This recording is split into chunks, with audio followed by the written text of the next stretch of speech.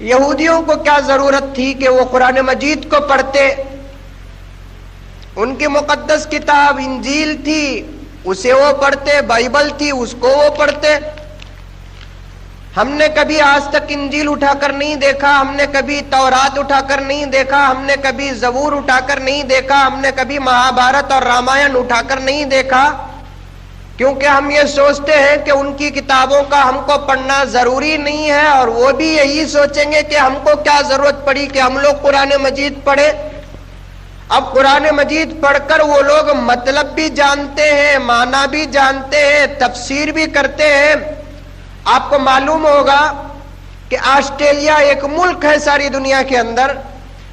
ایک جماعت، تبلیغی جماعت آسٹریلیا کو گئی تو وہاں کے ایک صاحب نے اس جماعت کے امیر صاحب کو کہنے لگے کہ میں آپ کو ایک ایسی جگہ لے کر جاؤں گا جو زندگی میں آپ نے اس جگہ کو نہیں دیکھا ہوگا اور سنا بھی نہیں ہوگا۔ اب صرف پرمیشن اور اجازت جو تھی وہ صرف امیر صاحب کو تھی۔ اب امیر صاحب کے ساتھ وہ آسٹریلیا کا ایک باشندہ، وہیں کا رہنے والا ایک مسلمان اس امیر صاحب کو لے کر گیا۔ چلتے چلتے ایک بہت بڑا جنگل راستے میں ملا۔ امیر صاحب کو ایک جگہ پر ٹھہرا کر یہ آسٹریلیا کا رہنے والا ایک آدمی گیا، کچھ پیپر لے کر آیا اور اس پہ دستخط امیر صاحب کی بھی کروایا، اور یہ آدمی بھی دستخط کرا کر ایک آفس میں جا کر دے کر ایک اور اندر جانے لگا تو ایک بہت بڑی عمارت نظر آئی،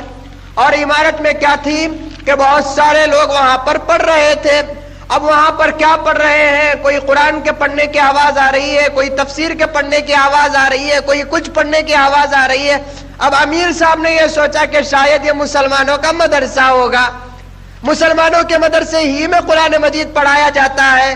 مسلمانوں کے اسکول میں قرآن مجید کو پڑھایا جاتا ہے۔ افسوس کہ آج کا دور وہ نہیں ہے صرف مدرسوں کے اندر قرآن مجید کی تعلیم ہوتی ہے، ہمارے مسلمان بھی کیسے کیسے اسکول چلاتے ہیں، کیسے کیسے کالج چلاتے ہیں، کیسے کیسی یونیورسٹیاں چلاتے ہیں، اتنے بڑے اتنے زیادہ سبجیکٹ ہوتے ہیں اور اتنے زیادہ فن ہوتے ہیں۔ افسوس کہ کوئی سبجیکٹ اگر نہیں ہوتا تو خدا کی قسم چیلنج کے ساتھ میں کہوں گا کہ وہ قرآن اور حدیث کا سبجیکٹ نہیں ہوتا۔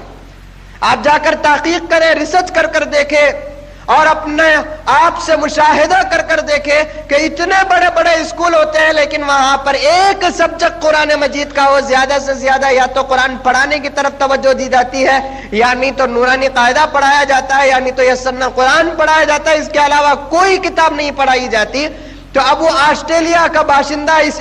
امیر صاحب کو لے کر گیا، ڈوب کر مرنے کی بات ہے کہ ہم لوگ ایسے گرے ہوئے مسلمان کہ ہم کو ہماری کتاب قرآن مجید خود پڑھنے کا وقت ہم لوگوں کو نہیں ملتا۔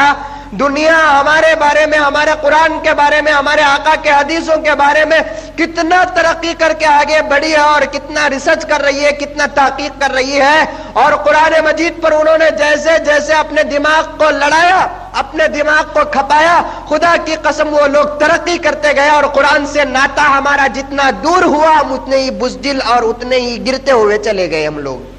اب امیر صاحب گئے، جا کر دیکھتے ہیں کہ پینٹ شرٹ پہنے ہوئے ہیں، کوٹ پہنے ہوئے ہیں، ٹئی لگائے ہوئے ہیں، بوٹ پہنے ہوئے ہیں، سر پہ کراف ہے، سب کچھ ہے، لیکن سامنے حدیث کی کتابیں رکھی ہوئی ہیں، انگریزی کتابیں رکھی ہوئی ہیں، عربی کتابیں رکھی ہوئی ہیں۔ یہ صرف کلاس کے باہر سے دیکھتے ہوئے چلے گئے، پوری اسکول پوری کالج دیکھنے کے بعد واپس آتے ہوئے اس آسٹریلیا کے باشندہ نے امیر صاحب سے پوچھا کہ حضرت بتاؤ آپ نے اس اسکول اس مدرسے کو دیکھ کر کیا نتیجہ نکالا، کیا آپ کو محسوس ہوا؟ تو امیر صاحب نے کہا کہ کچھ نہیں، ہمارے یہاں پر مدرسے ہوتے ہیں تو وہاں پر بچے جھبے پہنتے ہیں، ٹوپی پہنتے ہیں، ٹئی لگاتے ہیں، یہ ٹوپی پہنتے ہیں اور کچھ امامہ ہوتا ہے، لیکن یہاں کا عجیب مدرسہ ہے کہ یہاں مدرسے میں لوگ قرآن پڑھتے ہیں، حدیث پڑھتے ہیں، تفسیر پڑھتے ہیں، لیکن ان کا لباس بھی برابر نہیں، ان کا چہرہ بھی برابر نہیں، ان کے سر پہ ٹوپی اور امامہ بھی نہیں ہے۔ تو آسٹریلیا کے باشندے نے کہا کہ حضرت آپ کیا سوچ رہے ہیں،